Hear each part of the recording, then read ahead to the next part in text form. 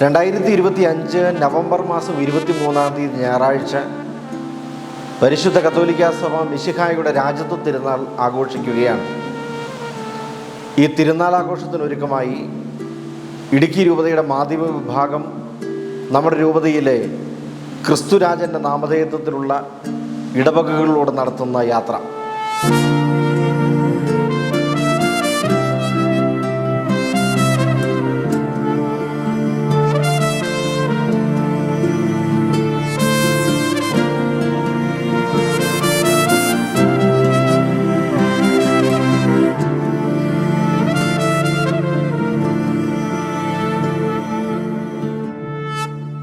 ക്രിസ്തു ജയന്തിയുടെ ജൂബിലി ആഘോഷിക്കുന്ന ഈ വർഷം നമ്മുടെ കർത്താവിൻ്റെ രാജത്വ തിരുനാളിനൊരുക്കമായി രൂപതയിലെ ക്രിസ്തുരാജൻ്റെ നാമധേയത്വത്തിലുള്ള ദേവാലയങ്ങളിലൂടെ നമ്മൾ നടത്തുന്ന യാത്രയുടെ 4ാം ഭാഗത്ത് നമ്മൾ എത്തി നിൽക്കുന്നത് രാജപുരം ക്രിസ്തുരാജ ദേവാലയത്തിലാണ്.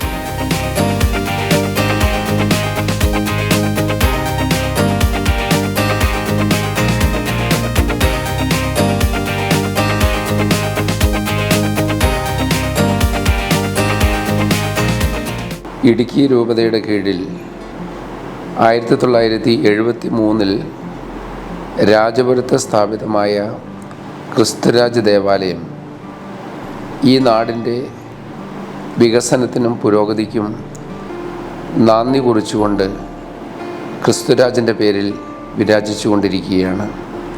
വിദ്യാഭ്യാസ രംഗത്തും അതുപോലെ ആധ്യാത്മിക രംഗത്തുമെല്ലാം ശ്രദ്ധേയമായ നേട്ടം നേടുവാൻ രാജപുരത്തിന് സാധിച്ചിട്ടുണ്ട് എങ്കിൽ അതിന് രാജപുരം ക്രിസ്തുരാജ് LP സ്കൂളും രാജപുരം ക്രിസ്തുരാജ് ദേവാലയവും ഏറെ സഹായകരമായിട്ടുണ്ട്.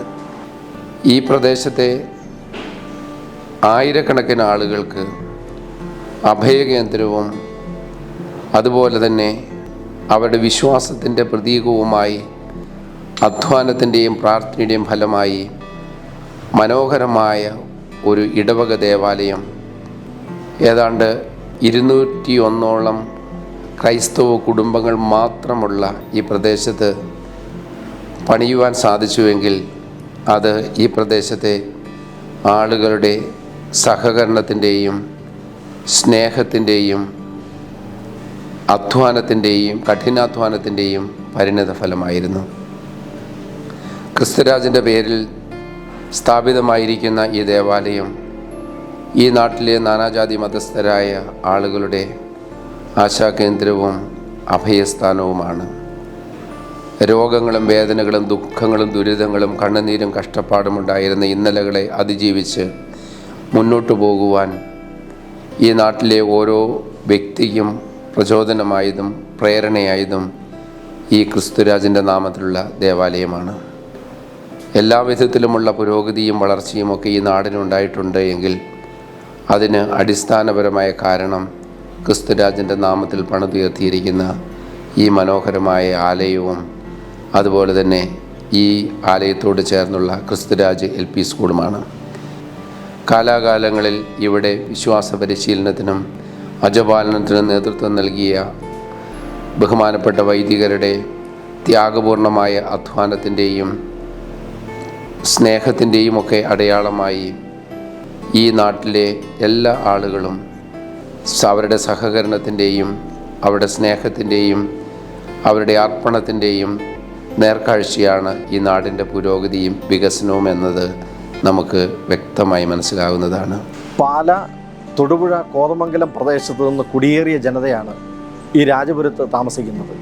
1973 ഈ ഇടവക സ്ഥാപിതമാകുന്നത്. മുരിക്കാശ്ശേരിയിൽ നിന്നും 4 കിലോമീറ്റർ മാറിയ ഒരു ഉൾഗ്രാമമാണ് രാജപുരം. പാല, കോതമംഗലം, തൊടുപുഴ പ്രദേശത്തു നിന്ന് കുടിയേറിയ ജനതയാണ് ഇവിടെ താമസിക്കുന്നത്. കൃഷിക്ക് അനുകൂലമായ പ്രദേശമാണെന്ന് കണ്ട് കൃഷിയോട് താല്പര്യമുണ്ടായിരുന്ന പഴയ ജനത കുടിയേറി ഇവിടെ കഠിനാധ്വാനം ചെയ്ത് ഈ മണ്ണിൽ പൊന്നു വിളയിച്ചു എന്നുള്ളതാണ് ഈ നാടിൻ്റെ ചരിത്രം നമ്മളോട് പറയുന്നത്. വിശ്വാസത്തിൻ്റെ കനൽ ഉള്ളിൽ സൂക്ഷിച്ച ഈ കുടിയേറ്റ ജനതയ്ക്ക് എല്ലാ കാലത്തും ക്രിസ്തുരാജനോട് വലിയ അടുപ്പമുള്ളവരായിരുന്നു.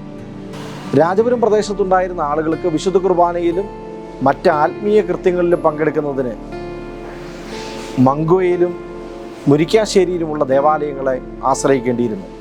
ഇവിടുന്ന് ദീർഘദൂരം യാത്ര ചെയ്ത് വേണം ഈ 2 ദേവാലയങ്ങളിലും എത്തിച്ചേരാൻ.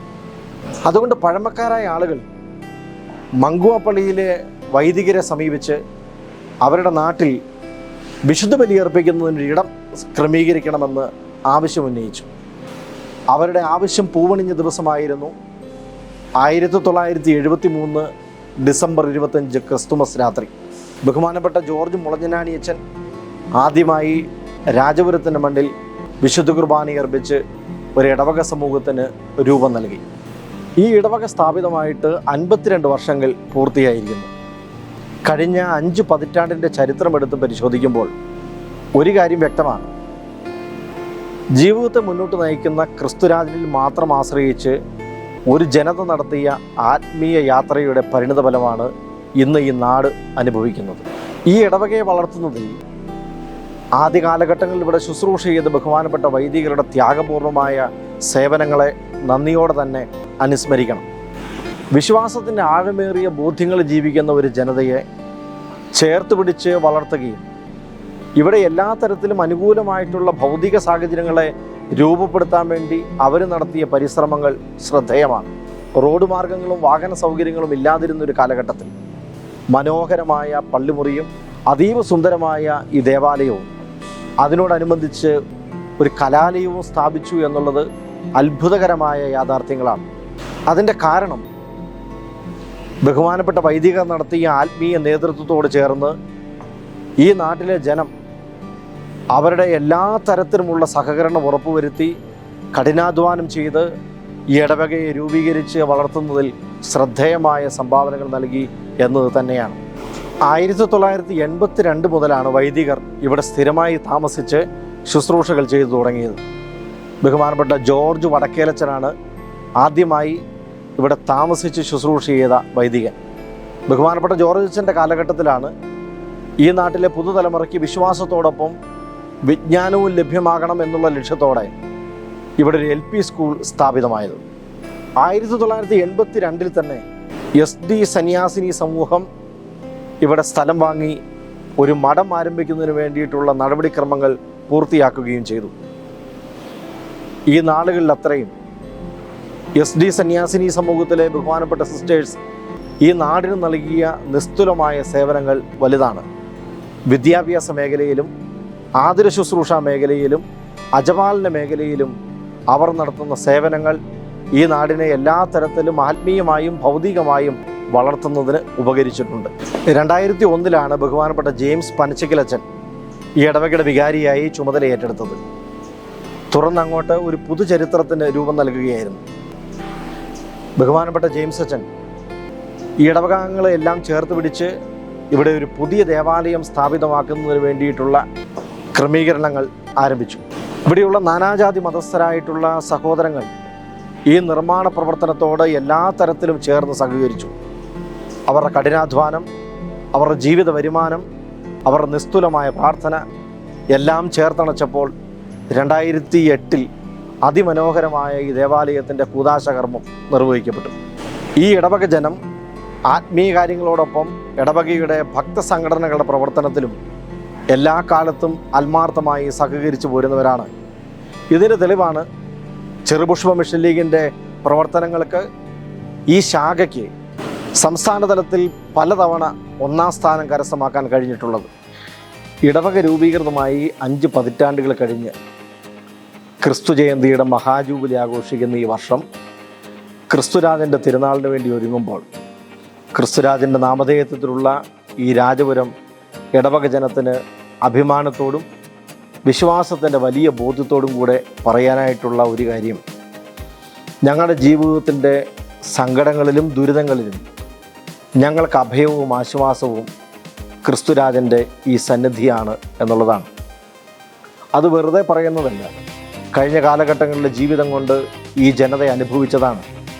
ഇല്ലായ്മയുടെ കഷ്ടതകളുടെ നാളുകളിൽ ക്രിസ്തുരാജൻ അവരെ കരം പിടിച്ചുയർത്തിയ അനുഭവം. അവരുടെ ദുരിതങ്ങളുടെ നാളുകളിൽ ക്രിസ്തുരാജൻ കുടുംബങ്ങളെ പരിപാലിച്ച അനുഭവം. ഈ അനുഭവങ്ങളുടെ ബലത്തിലാണ് ഈ ജനത പറയുന്നത്, ക്രിസ്തുരാജൻ ഒരു കാലത്തും നമ്മളെ കൈവിടുകയില്ല എന്നത്.